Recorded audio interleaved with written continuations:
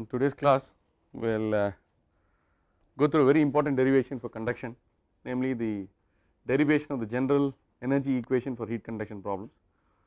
Then you can look at simplifications of this general equation and arrive at energy equation for one dimensional steady, two dimensional steady, one dimensional unsteady, two dimensional unsteady.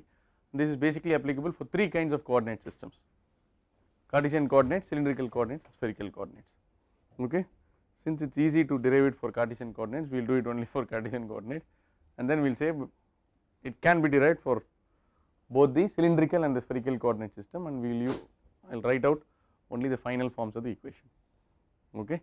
So, the energy equation, the variable, the primary variable for which we write the equation is going to be, what is it? Dependent variable? Temperature. Okay. Though the fundamental quantity of interest may be heat flux in most of the situations, in the last class we have seen that it is easier to measure temperature, and from temperature can be easily related to the heat flux via which equation? Fourier's law of heat conduction.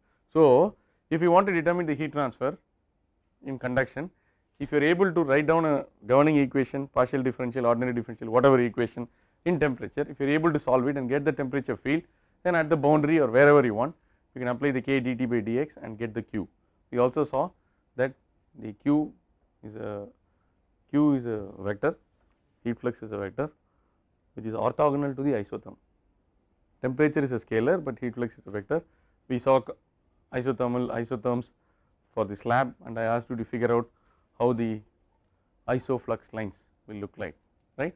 So, now we are going to derive the energy equation for heat conduction. This is basically in Cartesian coordinates.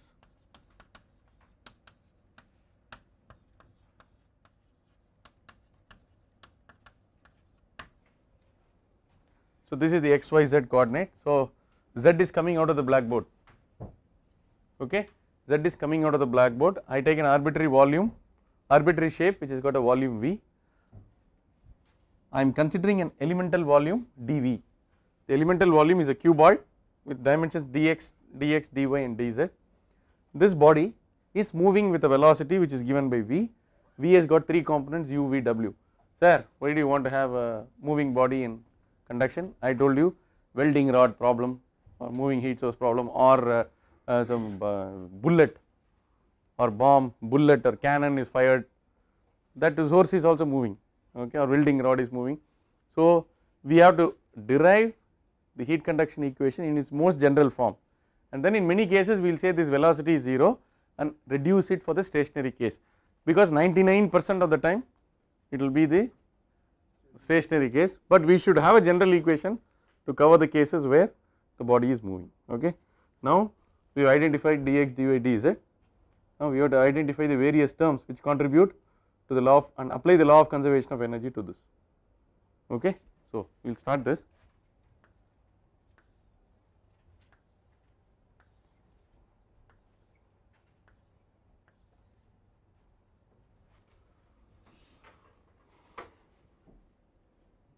So,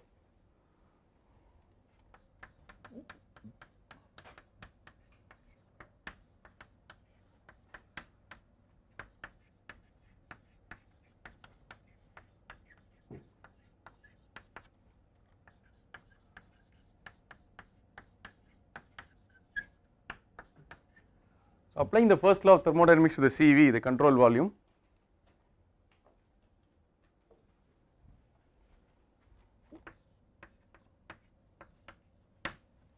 I am putting E dot, because this is heat transfer, we are talking about rate per second, how much is the transfer, right, that is what we are interested, what is joule per second.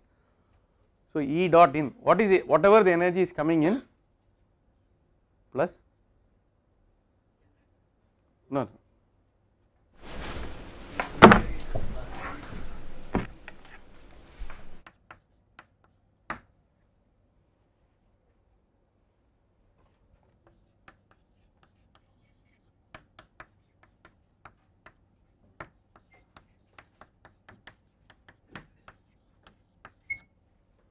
okay, is that correct?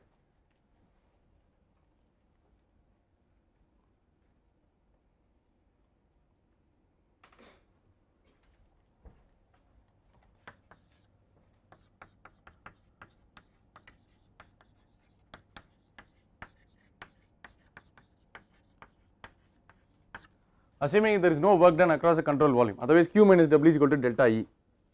I am considering only Q and delta E terms. Delta E is the change in the internal energy which is given by E dot stored,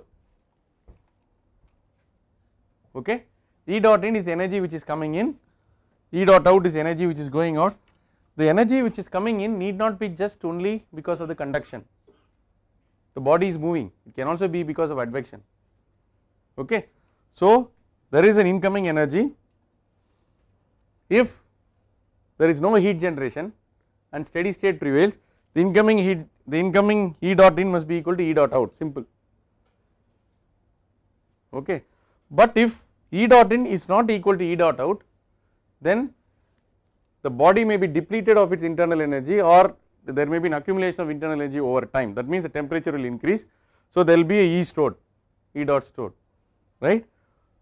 Over and above all this, if there is a chemical reaction or nuclear reaction taking place in the control volume, that will also contribute to the increase in temperature. That is why E dot generated and E dot stored will appear on opposite side of the equation, okay.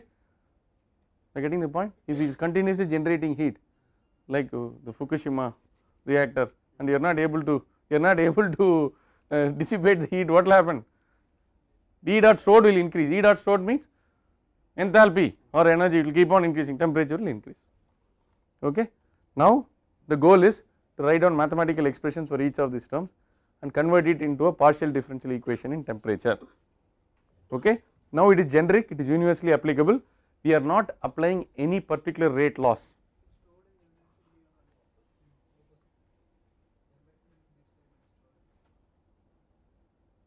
What? No, it should be the reverse. E dot in plus agent should be E dot out plus. Is it? It depends on what you want to call E dot I.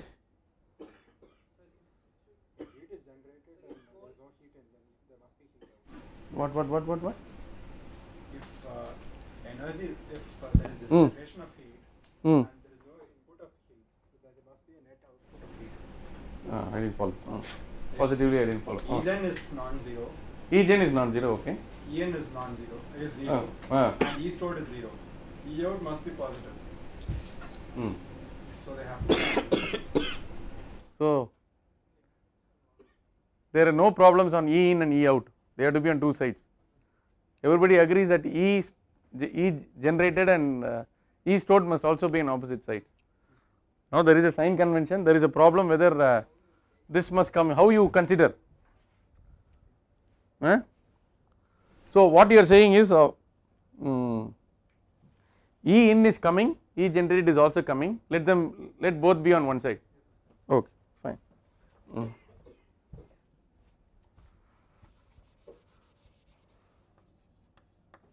So they are positive contributors, okay. So if they are balanced, it will be equal to E dot out, then it will be steady state, but if it is not happening, then it will be E dot stored. Is that okay? Yeah, I have no problem. Even if I put the other way, towards the end I will do some minus plus and I will change it, okay. Okay, if conceptually this is better, you can take it, no problem. Now we will write expressions for each of this. Now E dot x,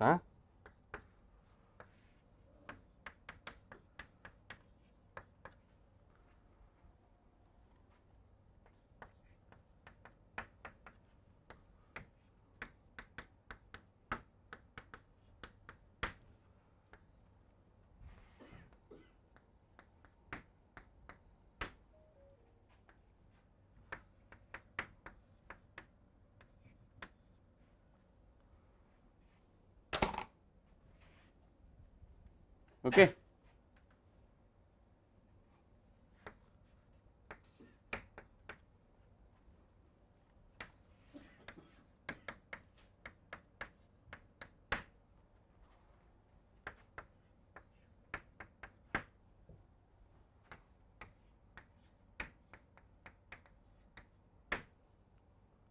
Where do we write this now?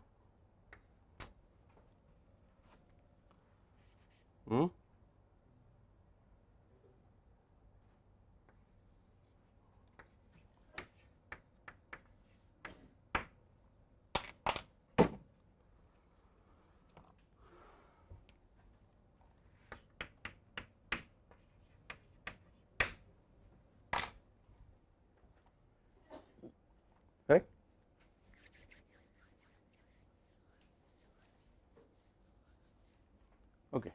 Now substituting for these terms, we have, yeah, please tell me.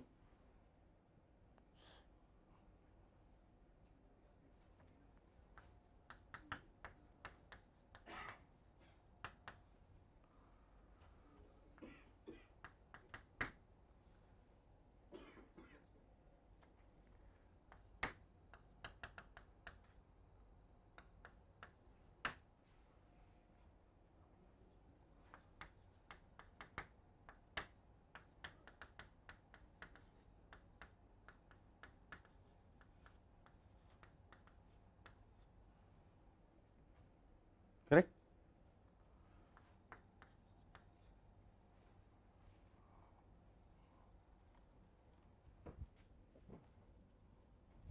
This is shall you write like this, or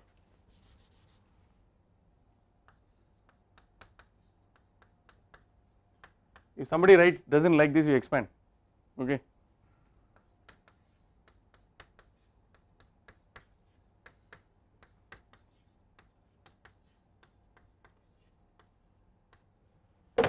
Plus the heat generation is there, no?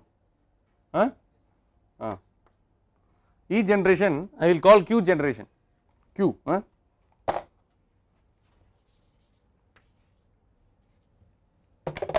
So that I know it is watts.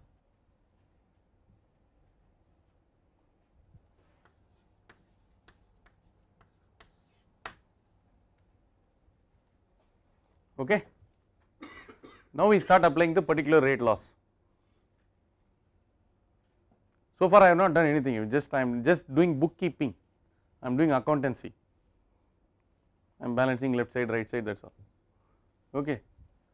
Now I have to use my fundays. Qx plus dx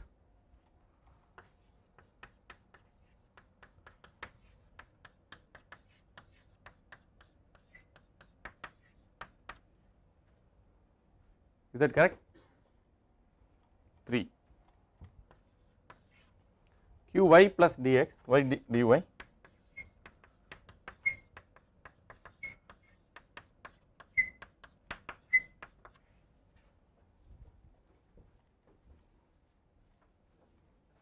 okay.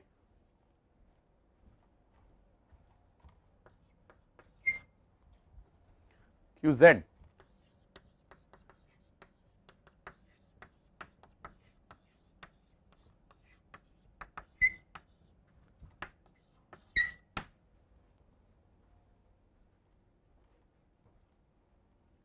yeah. E is different from Q. E is energy. E is energy which is transported because of the motion. The E terms will vanish if the body is stationary. E terms will be the most important terms in your Navier-Stokes equation. I am formulating almost like a Navier-Stokes equation without the viscous Stokes hypothesis. I am not using that. Right? I am following an approach which you will do for deriving the energy equation in convective heat transfer. Okay. Okay. Now this fellow we can remove, na? We will remove this fellow.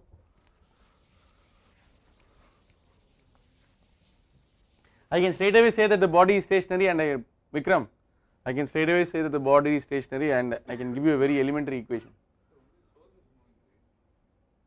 The body can move.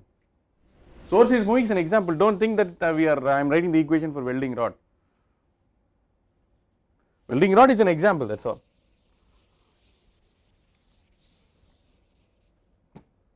The body whose temperature distribution you want, may be the re-entry vehicle.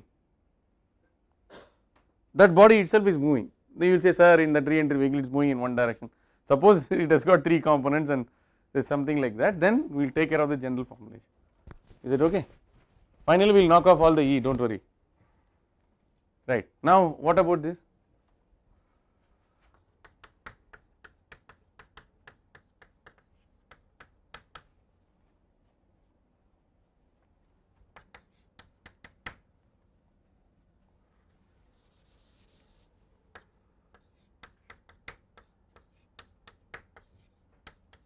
that correct?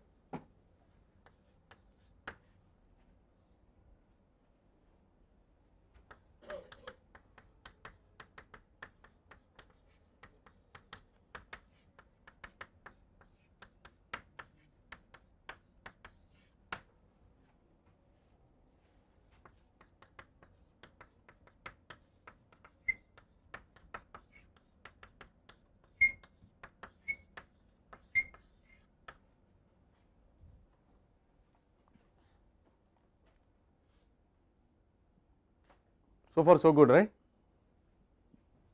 Now I will start doing something. Is it fine up to this stage? So we wrote down simplifying terms for each of these. Let the q dot generate remain. Okay, I will say that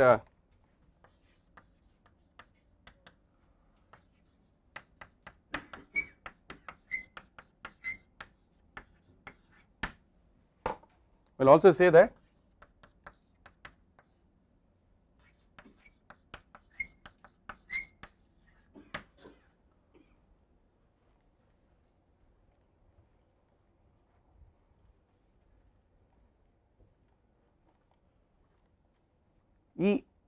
capital E has units of joules or kilojoule. So small e has units of kilojoule per kg, right?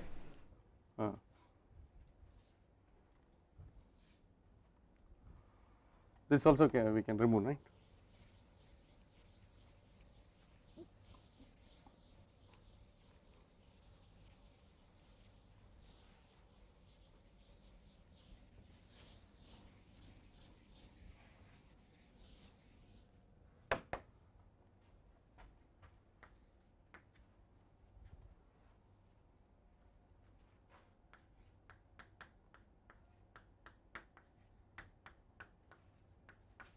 Is it correct?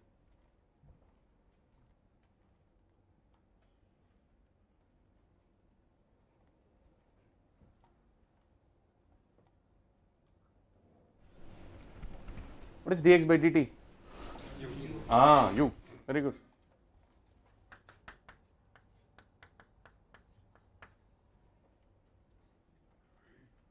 E dot, I changed it to E when I brought the time to the x.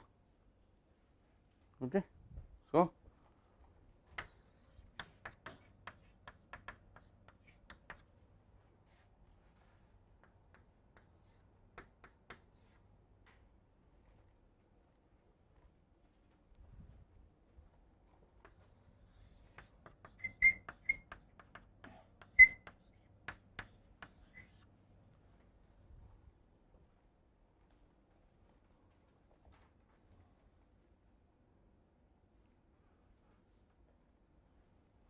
okay.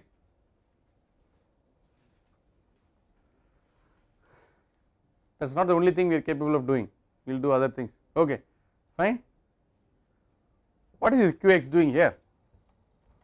Don't I have a better expression for qx? Minus k dou t by dou x. Qy is minus k dou t by dou y. Qz is k dou t by dou z. So therefore,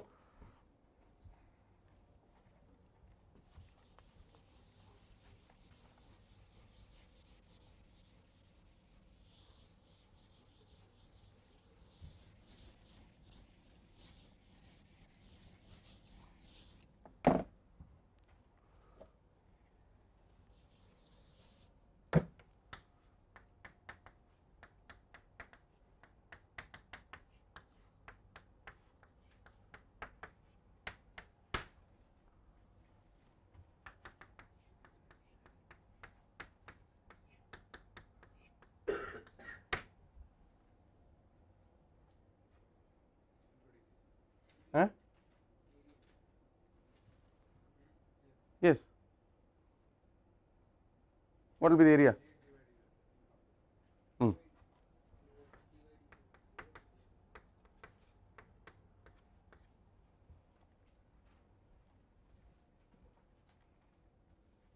Yeah, people who have some doubt.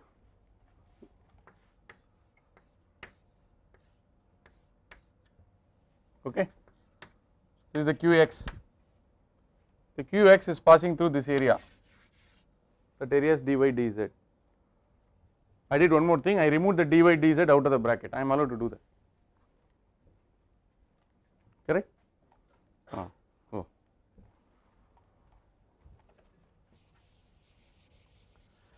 At this stage I do not want to pull the k out of the x. Why? I can have a variable thermal conductivity formulation, correct? If I pull the k out, I am already making a statement that k is independent of x. Many problems it may be like that, but let us keep it like this. Now Qx, what will be this 13?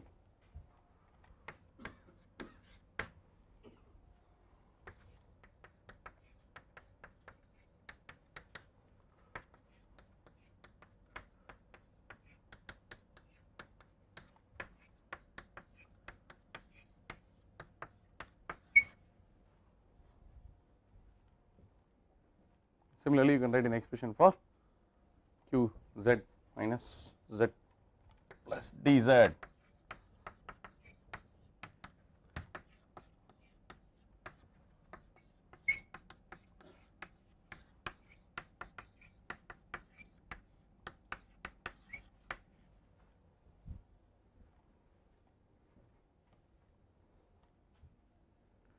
Yeah, so we got expressions for each and every term in the energy equation. Go back and substitute all the terms, simplify, every term will have a dx dy dz, cancel, dividing by dx dy dz throughout, with the understanding that dx dy dz cannot become 0. That is the whole beauty of a finite volume or control volume formulation. They are all valid not at mathematical points, but at engineering points, where each point has a elemental volume associated with this. Okay. Now putting all this, substituting into the, what is the equation number? Ei minus E something, was it 2? Yeah. Oh.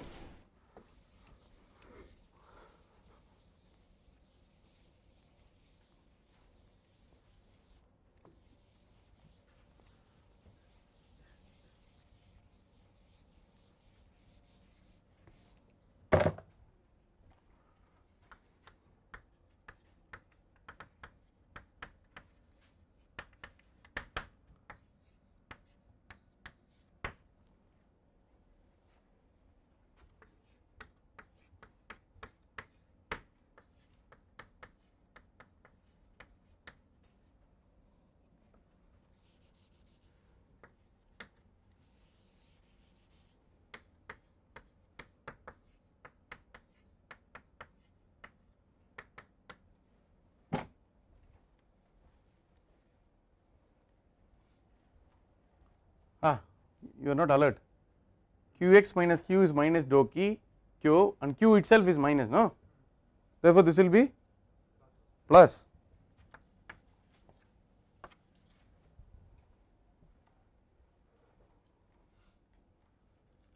You have to be very watchful. Is that okay? We are taking minus dou qx by dou x.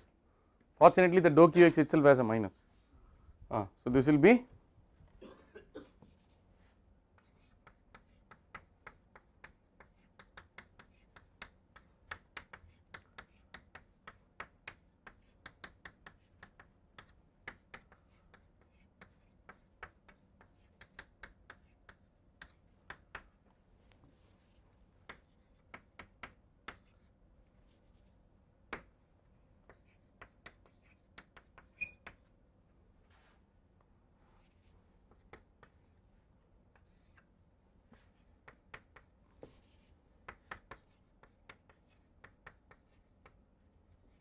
plus. I need that, I have those energy terms. What are those terms? Minus, everything is minus, everything is minus, okay.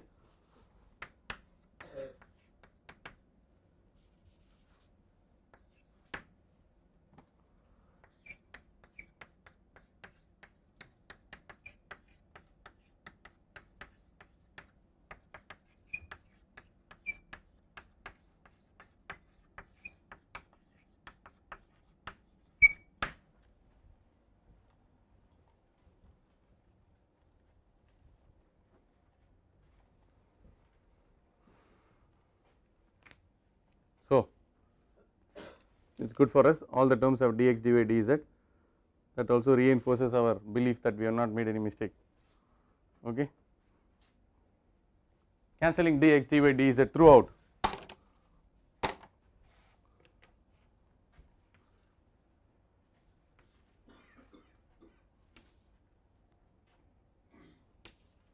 Okay. Dividing by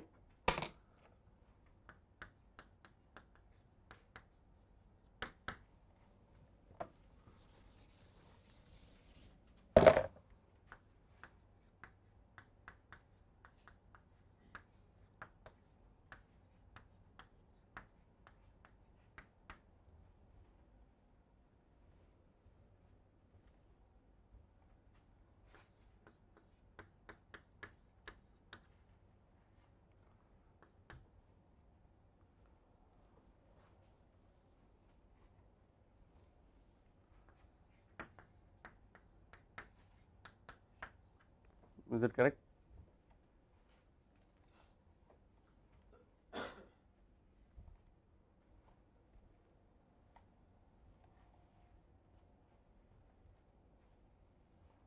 Hmm?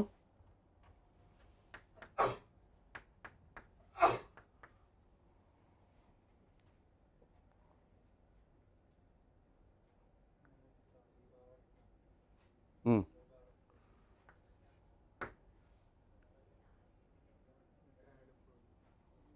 If it is too difficult, we will keep it like this now.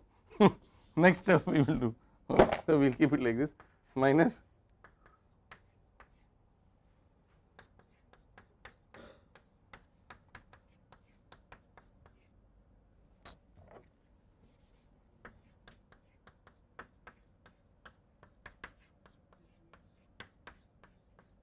yeah, we did not leave any term, right. So what was this number? 16. So this is 17.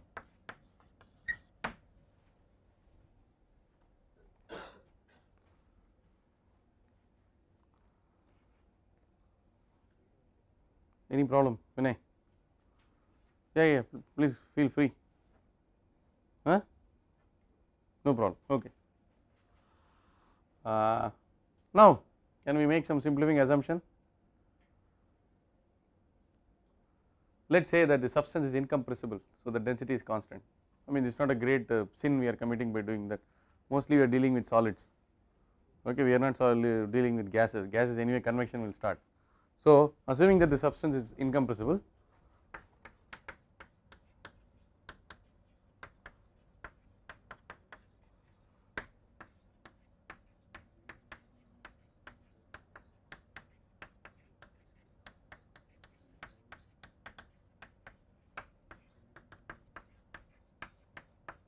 so rho is constant, rho can be pulled out.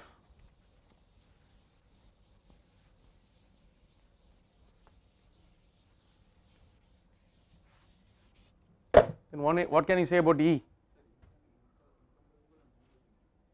What? I mean, it doesn't change its space. Incompressible, it is all encompassing. Whether it is time or x or y, if the density changes, it is not. Okay, it is a necessary and sufficient condition from fluid mechanics. Okay, rho is constant. Therefore, if density is constant, then I can put E goes as h. I can write it as CPT. Very good. It is CT. It does not matter. Specific heat. Okay. Now I can say that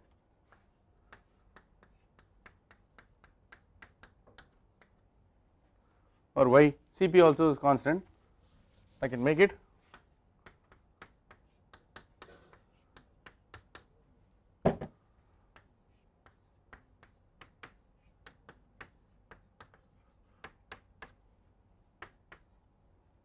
minus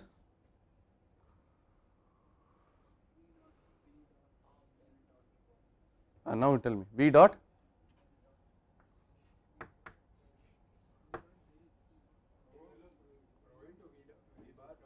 no, already we will okay, first we will remove the rho will come out minus rho Cp will come out, rho Cp will come out u dou t by dou x plus v dou t by dou y, correct, that is it.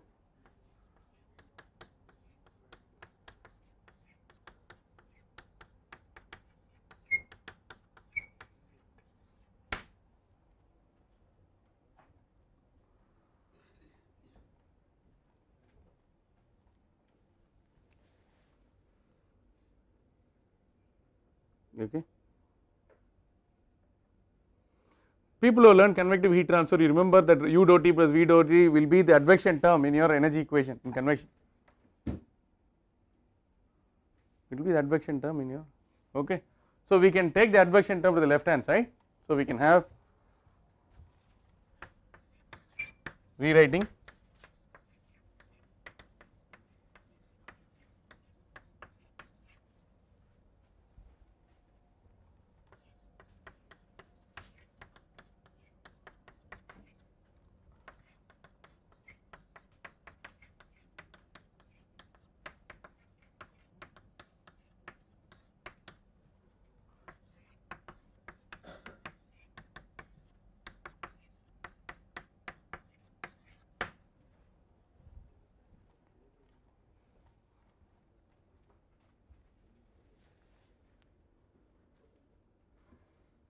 now I will apply the master stroke.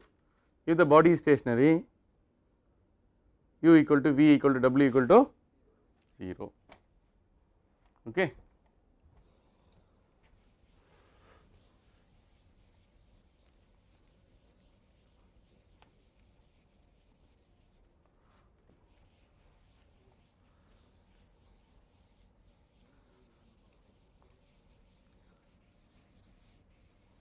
So once you have come to graduate level courses like this, the goal of learning any new subject is basically, you should not try to remember many things. If somebody says what is the energy equation, I forgot what was, you give me half an hour I can derive it. Just draw a control volume, find out what are the flux, do a flux balance, and then the key information which you are putting is only one, qx equal to k dou t by dou x, otherwise everything is only thermodynamics knowledge. Then your knowledge of vector calculus and all that, that is it. Then you should be able to recreate or knowledge with just basically you should know only a few things, from that you should be able to build, okay. So now if the body is stationary,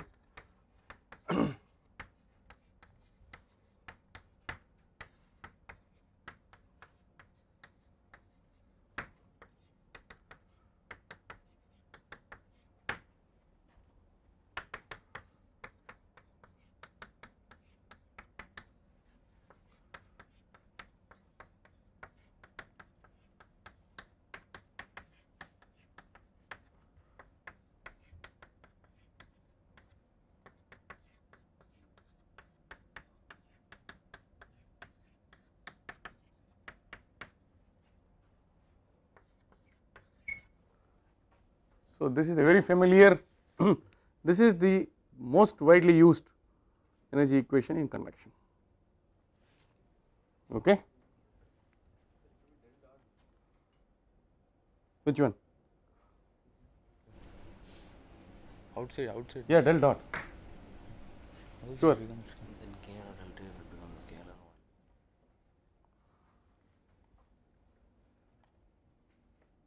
Correct. Okay. Finally, it is a scalar vector, no? Which is a vector? Finally, it is okay. Input in qx, qy, qz, it is a vector. Now, let us see. So the equation 20 is a very formal mathematical statement of the law of conservation of energy, wherein additional information has been injected, which as a thermodynamicist you do not know. The additional information you have incorporated is thermodynamics person is able to recognize this, thermodynamics person is able to recognize this, but this is because you have studied heat transfer, that you are able to put qx equal to k dt by dx. So when information from particular laws which are applicable to particular media are incorporated into the general equation of conservation of mass, momentum, energy, it leads to the growth of new subjects, okay. So this is a very formal mathematical statement of the law of conservation of energy. Now you can see that the net diffusion, the net heat which is conducted in the x, y and z direction, plus any heat which is generated because of a nuclear reaction or a chemical reaction must be balanced. In the event of this not getting balanced, then the enthalpy of the body will increase and it will follow rho Cp dt by d tau. Okay, so this is the most general statement where T is a function of x, y, z and time. Okay, so T is a function of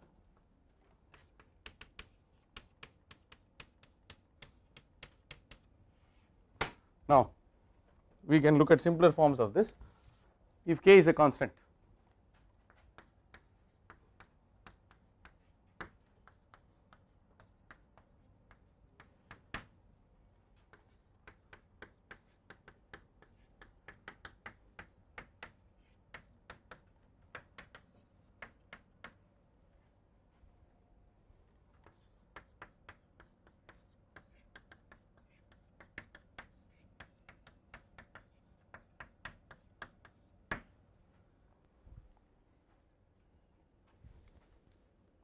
is it okay? So,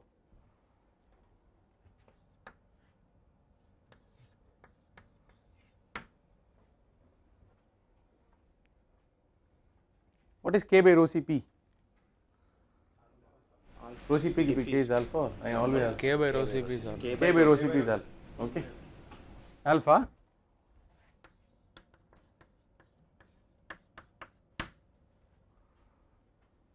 See, I always try to check it like this. K is watts per meter per. Okay, watts itself is joule per second. Therefore, when k is in the numerator, second will appear in the denominator. Alpha also has meter square per second. It should be alright unless these fellows have second cube, then we will get RG, but that is a different situation. Generally, it should be fine. So, this alpha is called the thermal diffusivity.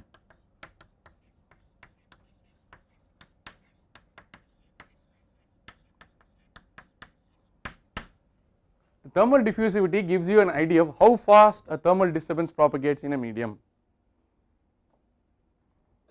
Okay, if milk is boiling in a kettle and you put a ladle or a spoon, okay, you are trying to stir it and accidentally you leave it, when you touch, within a few seconds you feel the heat if it is a stainless steel spoon. If it is a wooden spoon, it takes a long time. So, the issue there is not because thermal conductivity of steel is more than wood, anyway it is.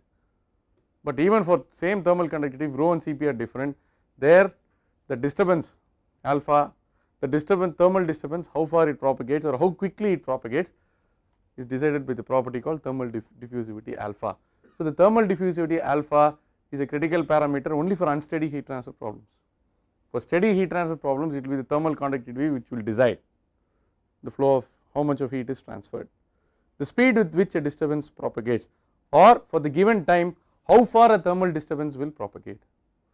For example, if you have an object like this, now this water is at 30 degrees centigrade.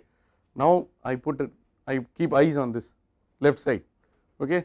Now the first layers of water which are close to this ice will feel the chillness. Now this thermal disturbance will exponentially decay with time.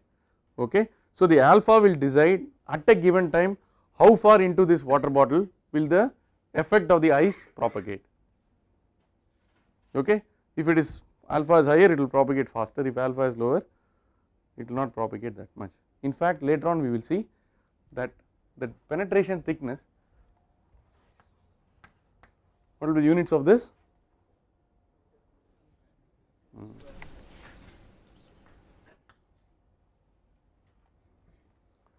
This is the penetration depth for a thermal disturbance.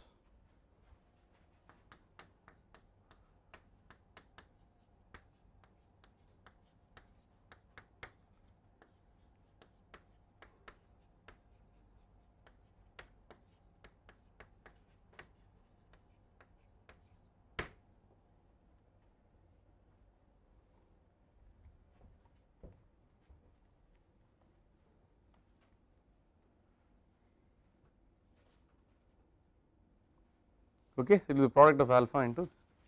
Now,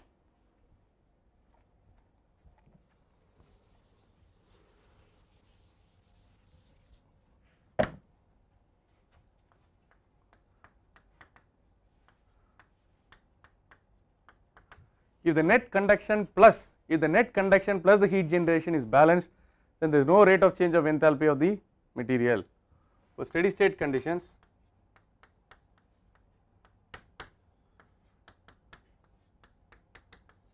so there is no unsteady term. So this is the unsteady term which gives you the rate of change of temperature with respect to time.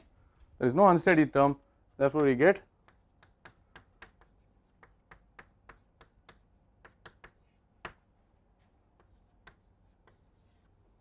this is called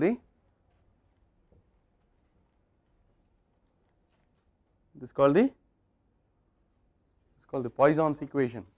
This is called the Poisson's equation.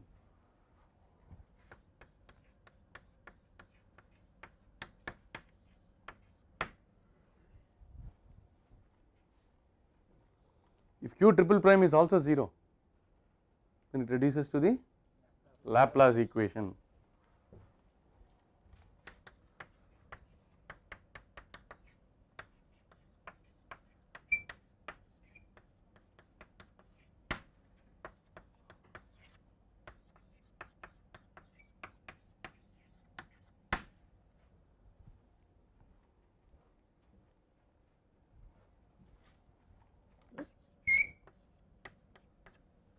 Del square is known as the Laplacian, okay, Laplacian or Laplacian operator. It will always operate on a scalar, it will always operate on a scalar.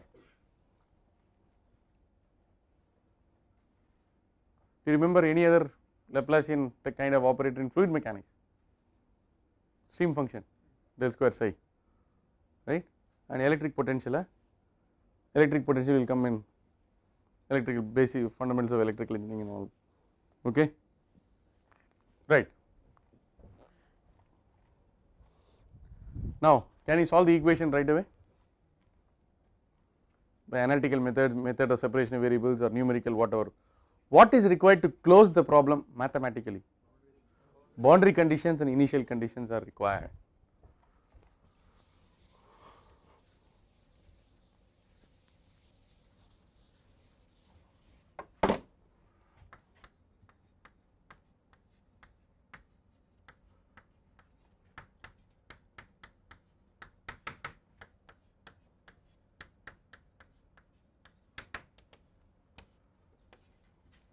Initial condition is straightforward,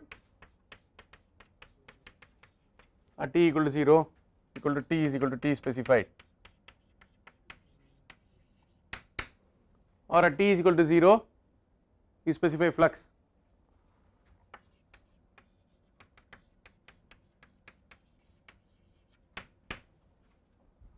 It is only first order in time, okay, so it is parabolic in time. From from t equal to 0 it will propagate, but however there are hyperbolic systems in time, vibrations of a stretched membrane and all that, where it will lead to a lot of problems, but this parabolic in time and it is elliptic in space, okay. People who are mathematically inclined can figure out why it is elliptic in space, reduce the equation of characteristics and find out b square minus 4ac less than 0 equal to 0 greater than 0, all that fine. So now as far as initial boundary conditions are concerned,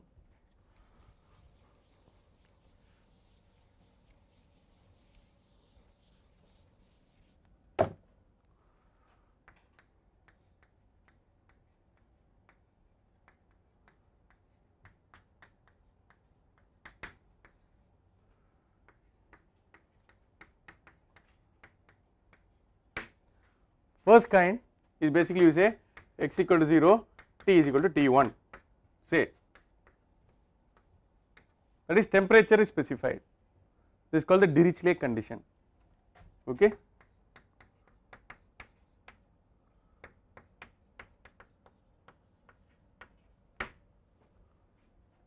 You specify the variable directly. Second kind, you specify the information on the derivative of the variable, okay.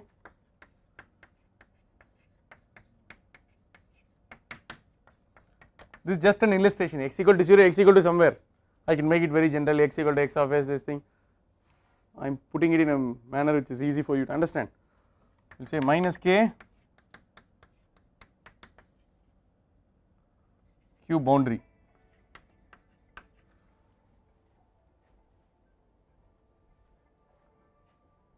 Okay. So, this is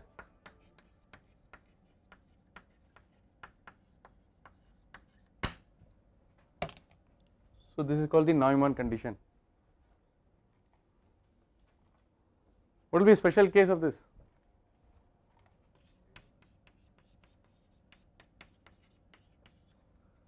At x equal to 0, dt by dx equal to 0.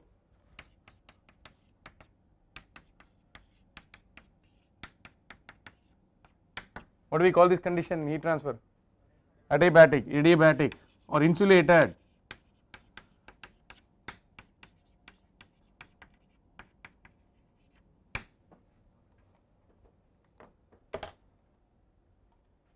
Because please remember, but you have to be very careful.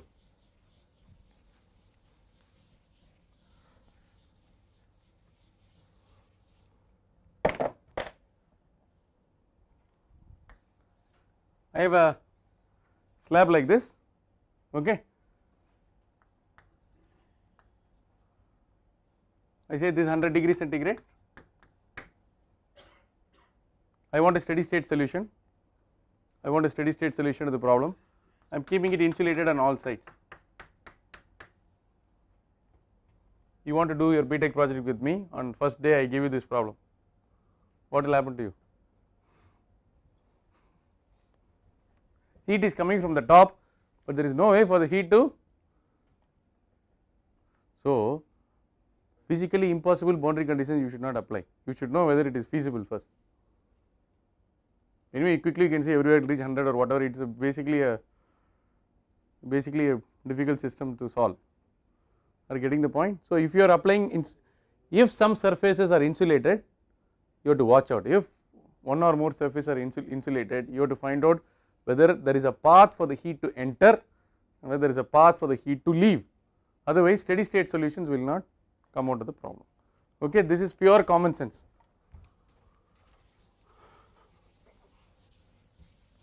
So, the third will be the third kind, where I say at x equal to L minus k dt by dx equal to h into t minus t infinity. What is this? There is a convection which is taking place at the boundary, or I can even say minus k dt by dx equal to epsilon a sigma t to the power of 4 minus 2. That is, it is losing heat by radiation to the outside. This may be some fin system in a spacecraft, something, Earth orbiting spacecraft or something like this. Okay. So, this is called as the Robin condition,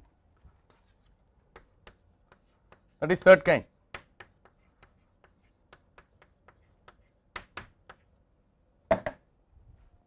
So, if you write down the governing equation pertinent to your problem, you first identify whether it is temperature is a function of x, y, z and t, or temperature is a function only of x and y or x and t. Write down the proper equation, see whether it is steady or unsteady. If it is steady, initial conditions are not required. If it is unsteady, initial condition is required. Write the initial condition and find out if it is d square t by dx squared alone, two conditions on x are required. If it is d square t by dx squared plus d square t by dy squared, two conditions on x and two conditions on y are required. So, if you have two dimensional unsteady problem, you will have the rho Cp into dt by d tau on the left hand side, right hand side you will have del square t, which involves dou square t dou x squared, dou square t dou y squared. So, you require 5 conditions without which you cannot solve the problem, 1 on time and 4 on space. Once you have this, then you go to the problem and find out, now you take recourse to mathematics. Okay, can I analytically solve it, numerically should I solve it, finite element, finite difference, finite volume, fluent, COMSOL, star CD, I will write my own code, MATLAB, all these things will come. The first is you have to sit down before going to the computer, sit down with paper and pencil, write down the governing equation, conceptually get a hang of the physical system, identify the various boundary and initial conditions. From tomorrow's class, so we will have a breezy start to conduction, we will look at simplified forms of this where we can very nicely come out with analytical solutions. Then slowly I will escalate the difficulty level. Okay.